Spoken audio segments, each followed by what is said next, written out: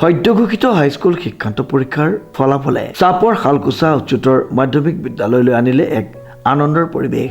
বিদ্যালয়খনৰ এজন ছাত্ৰই ডিষ্টিংশ্যন পোৱাৰ লগতে 14গৰাকী ছাত্ৰ ছাত্ৰীয়ে প্ৰথম বিভাগ লাভ কৰাৰ লগতে 116গৰাকী ছাত্ৰ ছাত্ৰীয়ে দ্বিতীয় বিভাগ লাভ কৰি বিদ্যালয়খনলৈ গৌৰৱ কঢ়িয়াই অনাৰ বাবে শিক্ষকসকল উৎফুল্লিত হৈ পৰিছে।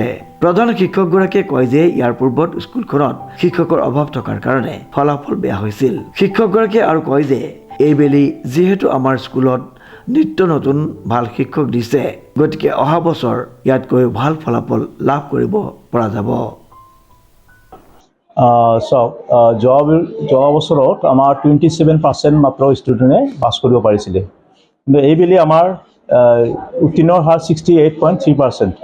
এইটো কাৰণটো এইটো যে ইয়াৰ কেইবাবছৰমান আগৰ পৰা আমি বহুত শিক্ষকৰ অসুবিধাত ভুগিছিলোঁ। শিক্ষক নাছিলে, কিন্তু যোৱা 2 বছৰ ধৰি আমি যথেষ্ট সংখ্যক শিক্ষক পাইছোঁ আৰু প্ৰত্যেকটো ক্লাছে ভালকৈ হৈ আছে।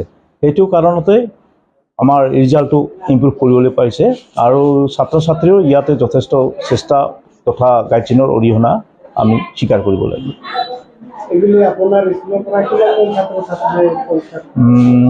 এইবেলি আমাৰ 265 ষ্টুডেণ্টে এপিয়াৰ হৈছিলে আৰু ইয়াৰে উত্তীৰ্ণ হৈছে 181 আৰু প্ৰথম বিভাগত উত্তীৰ্ণ হৈছে 14জন, দ্বিতীয় বিভাগত 116 আৰু থাৰ্ড ডিভিজন পাইছে 51 আৰু ইয়াৰে এজনে ষ্টাৰ মাৰ্ক পাইছে। ছাত্ৰ ছাত্ৰীক মই এইখিনি আপোনালোকৰ মাধ্যম দি জনাব বিচাৰিছোঁ যে তেওঁলোকে পঢ়া শুনাৰ লগতে ভাল নাগৰিক হৈ উঠক। ভাল নাগৰিক হ'বৰ কাৰণে যিবিলাক গুণ লাগে সেইবিলাক আয়ত্ব কৰিবলৈ চেষ্টা কৰক।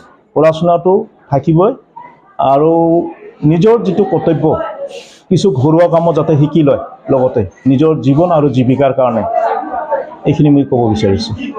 নমস্কাৰ, মোৰ নাম ৰফিকা ইয়াসমিন, মই শালকুচা হাই ছেকেণ্ডাৰী স্কুলৰ ছাত্ৰী।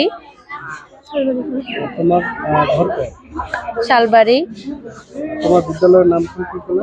শালকুচা হাই ছেকেণ্ডাৰী স্কুল। এইবেলি পৰীক্ষাত কিমান মাৰ্ক পাইছিল? 363 লেটাৰ মাৰ্ক আছে নেকি? আছে। কোনটো ছাবজেক্টত আছে? Tourism and hospitality. তুমি ইমান ভাল ৰিজাল্ট কৰাৰ ক্ষেত্ৰত তোমাৰ কাৰ অৱদানত তুমি ইমানখিনি কৰিব পাৰিলা? মোৰ মা দেউতা আছে, লগতে মোৰ শিক্ষকো মোক সহায় কৰিছিল। টিউশ্যন লৈছিলা? টিউশ্যন লোৱা নাই। কিমান ঘণ্টাকে ঘৰত কিতাপ পঢ়িছিলা? 6 ঘণ্টা। টিউশ্যন নলোৱাকৈ ইমান ভাল ৰিজাল্ট কৰিব পাৰিলা। আৰু তোমাৰ লেটাৰ মাৰ্ক আছে কোনোবা ছাবজেক্টত? আছে। কোনটো ছাবজেক্টত? Tourism and hospitality. আৰু মোৰ নাম নতুনটা খাতুন। শ্ৰীগ্ৰাম পাৰ্ট 5।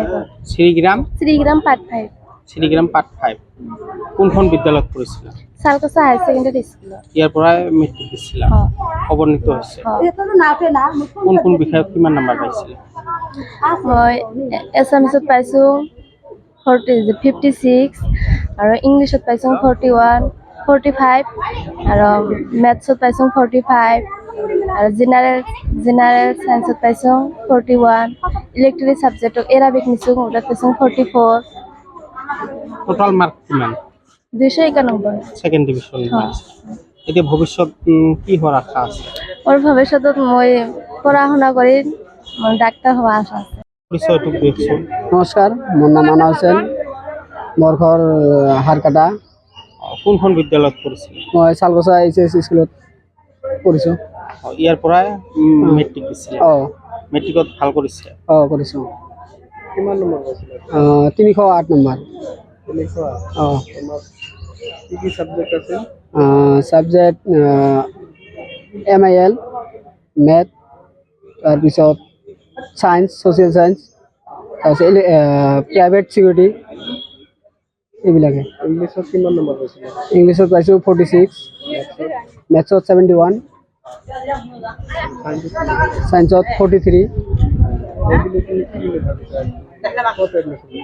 ভাবিছোঁ য'ত অলপ পঢ়া শুনাৰ আগবাঢ়ে তাতে আৰু ল'ম।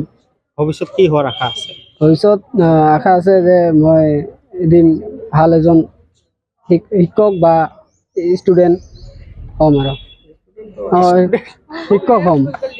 চাপৰৰ শালকুচাৰ পৰা মুকলেজুল আলীৰ ৰিপৰ্ট নিউজ নাও।